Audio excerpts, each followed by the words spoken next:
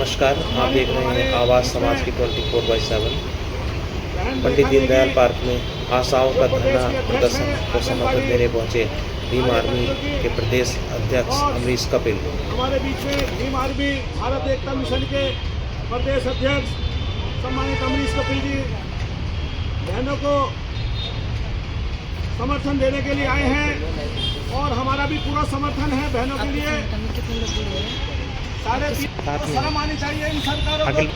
बहनें अपनी जेब से जो है नेट के पैसे लगा रही हैं, तो मैं कहना चाहता हूँ जो इनकी मांग है, हम इनकी मांग के साथ खड़े हैं और हमारे प्रदेश अध्यक्ष जी आपके बीच में आए हैं, आपको समर्थन करने के लिए आए हैं। बहनों, जहाँ भी आप जो है धरना देंगे या और उग्र आंदोलन करेंगे, हम आपके साथ कंधे से कंधा मिलाकर आपका समर्थन करेंगे और हजारों की तादाद में यहाँ पर जो है महिलाओं को और नौजवान साथियों को लेके आएंगे ताकि आपके आंदोलन को और तेज गति प्रदान कर सके और जो आपकी मांग है वो जो है राज्य सरकार और केंद्र सरकार को स्वीकार्य हो।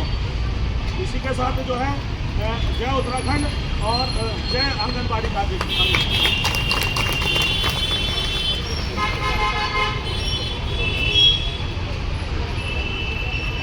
हमारे बीच में प्रदेश के उपाध्यक्ष भाई उमेश कुमार जी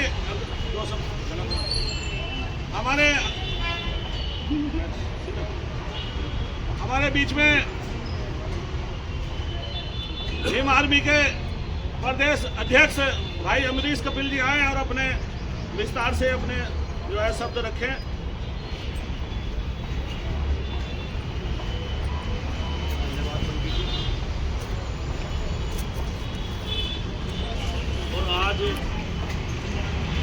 ये आंगनबाड़ी कार्यकर्ता सेविका मिले कर्मचारी संगठन के माध्यम से लगातार चल रहे धरना प्रदर्शन में उपस्थित तमाम महिला सशक्तिकरण की वो नारियाँ जिनकी वजह से हमारा वजूद है, उन सबको मेरा प्रणाम और आपके जज्बे को सलाम।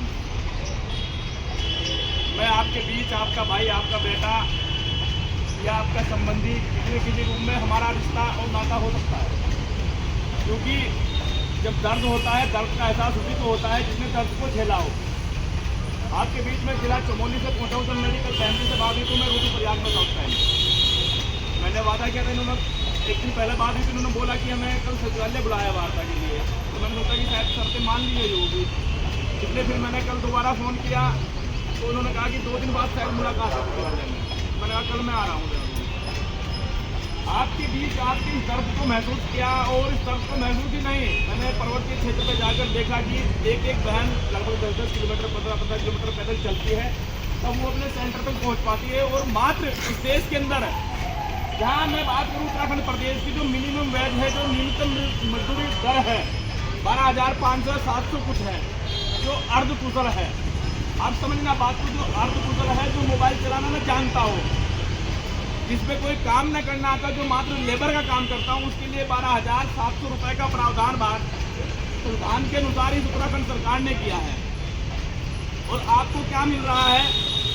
जो आप प्रत्येक वो काम करती है जो सरकारी कर्मचारी कर रहा है, जो काम शिक्षा विभाग के शिक्षक करते हैं, जिनकी सैलरी 1.5 लाख रुपये 2 लाख रुपये होती है, वही काम आपको करना होता है। चाहे वो जनगणना का हो, मृत्यु दर का रजिस्टर मेंटेन करना हो, स्वास्थ्य विभाग की कोई भी जानकारियाँ हो, बालिकाओं की किशोरियों की किशोर अवस्था की जो भी जिम्मेदारियाँ, वृद्धा की जितनी भी जिम्मेदारियाँ सरकार की है, वो सब कहीं ना कहीं आंगनबाड़ी अदा कर रही है। लेकिन जब मानदेय की बात आती है तो इनको छला जा रहा है, इनके हकों की मारी की जा रही है, इनके हक अधिकारों का दमन किया जा रहा है।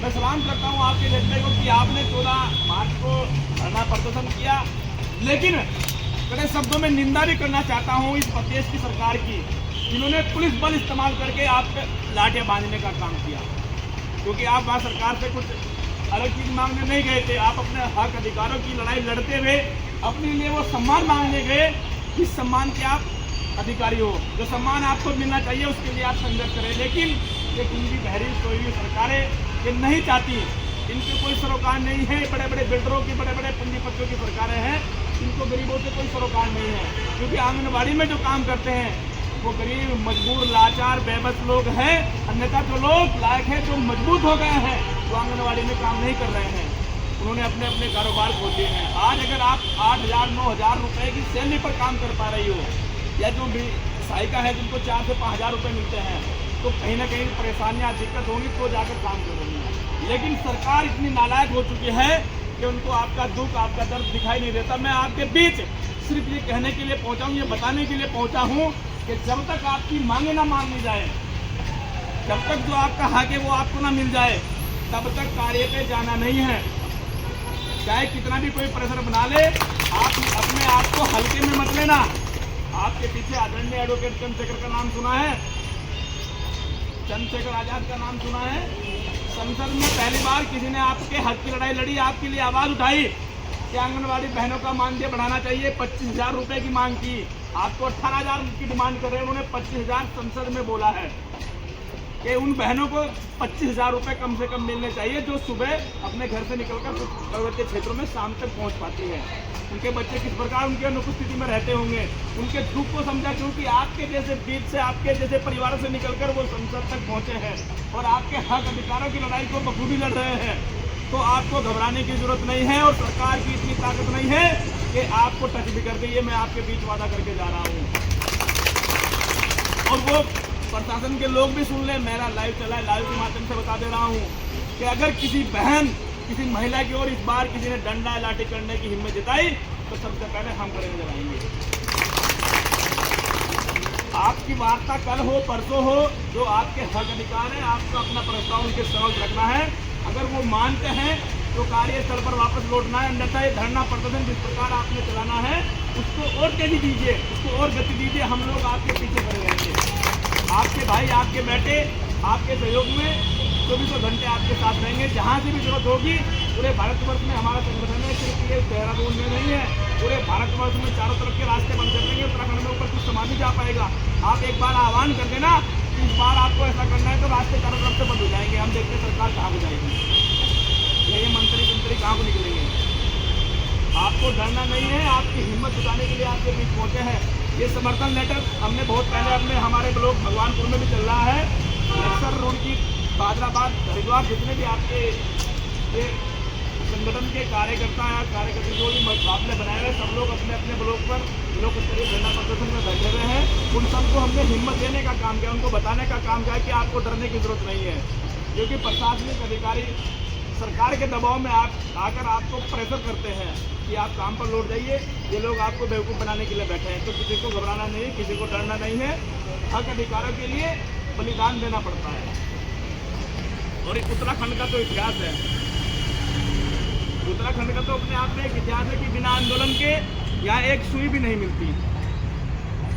रोटी के लिए भी संघर्ष करना पड़ता है। पर्वतीय क्षेत्र में रहने वाले लोगों को बहुत अच्छी बखूबी पता है कि सुबह घर से निकलकर पानी कितनी दूर से लाना पड़ता है। भले ही आज सरकार ने पंप की व्यवस्था करके घर घर तक नल पहुंचा दिया, लेकिन हम उस परिवेश से निकल आते हैं जिन्होंने कई किलोमीटर दूर से पानी अपने सिरों पर, अपने कंधों पर, अपने बच्चों को लाए हैं, तब जाकर उनके लिए रोटी का निवाला उनके मुंह तक पहुंचा है।